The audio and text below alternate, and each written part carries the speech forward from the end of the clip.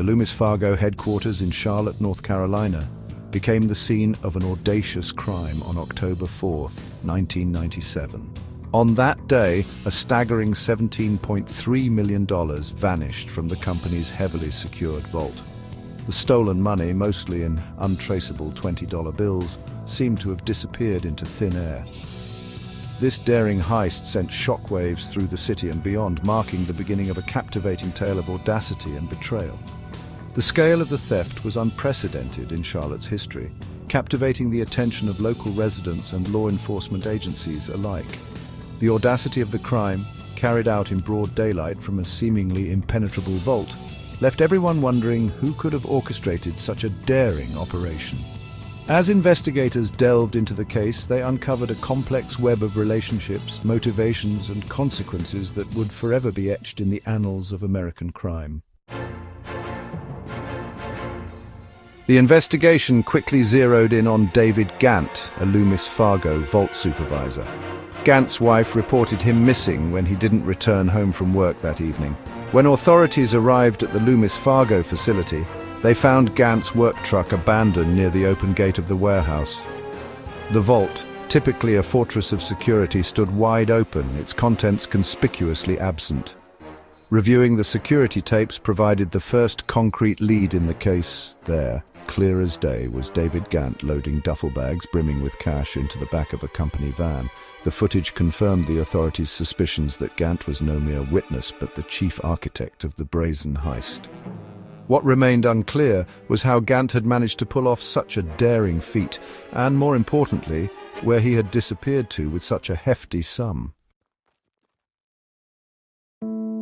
The FBI launched a full-scale investigation, but the case proved to be surprisingly challenging.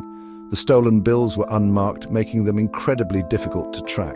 The lack of forced entry suggested an inside job, further pointing to Gant as the mastermind. Authorities circulated Gant's photo across state lines and tightened surveillance at airports and bus terminals, expecting him to surface at any moment. Days turned into weeks, and the trail seemed to run cold. The investigation hit a wall, with every new lead turning into a frustrating dead end. The case quickly became one of the most baffling mysteries the FBI had encountered, challenging their investigative prowess and leaving them desperate for a breakthrough.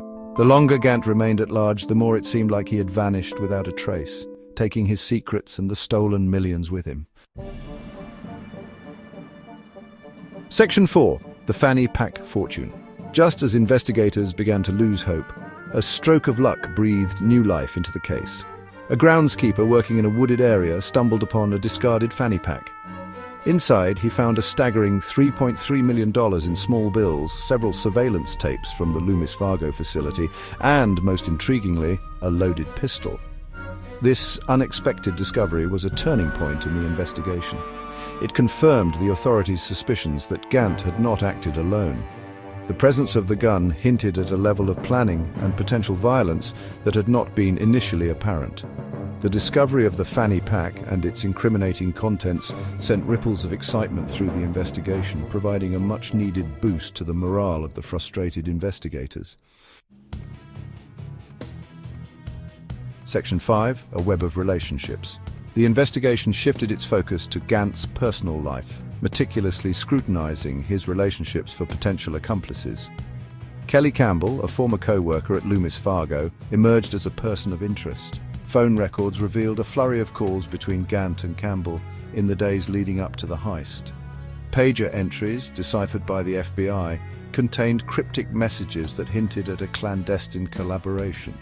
Further investigation led the authorities to Steve Chambers, a friend of Gant's known for his extravagant spending habits. Chambers had recently made several large cash purchases, raising red flags among investigators. His wife Michelle claimed their newfound wealth stemmed from gambling winnings and successful business ventures, but the authorities remained skeptical. The investigation was beginning to unravel a tangled web connecting Gant to a network of individuals who, driven by various motivations, had played a role in the elaborate heist. Section 6. The long arm of the law. Despite the mounting evidence, tracking the stolen money proved to be a monumental task.